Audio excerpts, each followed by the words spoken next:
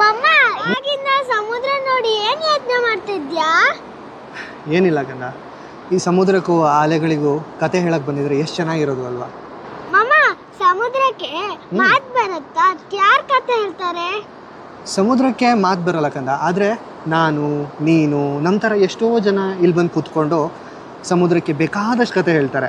ಆದರೆ ಸಮುದ್ರ ಮಾತ್ರ ಸ್ವಾರ್ಥಿ, ಆ ಕತೆಗಳನ್ನೆಲ್ಲ ತನ್ನೊಳಗೆ ಬಚ್ಚಿಟ್ಕೊಳ್ಳುತ್ತೆ, ಯಾರಿಗೂ ಹೇಳೋದಿಲ್ಲ. ಮಮ್ಮ ಹಾಗಾದ್ರೆ ನೀನು ನನ್ಗೊಂದು ಕತೆ ಹೇಳ್ತೀಯಾ? ಒಂದು ಯಾಕಂದ, ನಿನಗೆ 100 ಕತೆ ಹೇಳ್ತೀನಿ, ಬಾ ಬಾ. ಮಮ್ಮ 100 ಕತೆ ಹೇಳ್ತೀಯಾ? ನಾನು ಡೈಲಿ ಸ್ಕೂಲ್ಗೆ ಹೋಗ್ತಾನಿಲ್ಲ. ನೀನು ಡೈಲಿ ಸ್ಕೂಲ್ಗೆ ಹೆಂಗೆ ಹೋಗ್ತೀಯೋ, ನಾನು ಪ್ರತಿದಿನ ಹಾಗೆ ಒಂದೊಂದು ಕತೆ ಹೇಳ್ತೀನಿ, ನಾನು ಇಲ್ಲೇ ಇರ್ತೀನಲ್ಲ. ಮಮ್ಮ ಹಾಗಾದ್ರೆ ನಿನ್ ಕಥೆಯಲ್ಲಿ ರಾಜ ರಾಣಿ ಮತ್ತೆ ಸೈನಿಕರು ಅವರೆಲ್ಲ ಇರ್ತಾರಾ? ಇಲ್ಲ ಕಂದ, ನನ್ನ ಕಥೆಯಲ್ಲಿ ಅವ್ರು ಯಾರೂ ಇರೋದಿಲ್ಲ. ನನ್ನ ಕಥೆಯಲ್ಲಿ ಇರೋದು ಒಬ್ಬ ಫೇಲ್ಡ್ ಇಂಜಿನಿಯರ್, ತನ್ನ ಲೈಫನ್ನು ಫಿಗರ್ ಔಟ್ ಮಾಡ್ಕೊಳ್ಳೋಕ್ಕೆ ಟ್ರೈ ಮಾಡ್ತಿರೋನು.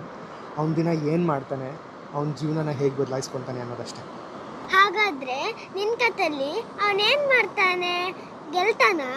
ಗೊತ್ತಿಲ್ಲ ಕಂದ, ಆದರೆ ಅವ್ನು ಸೋಲ್ತಾನೋ ಗೆಲ್ತಾನೋ ಗೊತ್ತಿಲ್ಲ. ಆದರೆ 100 ದಿನ ಆದಮೇಲೆ ನಾನು ನಿನಗೆ ಖಂಡಿತ ಹೇಳ್ತೀನಿ ಅವನೇನಾದ ಅಂತ.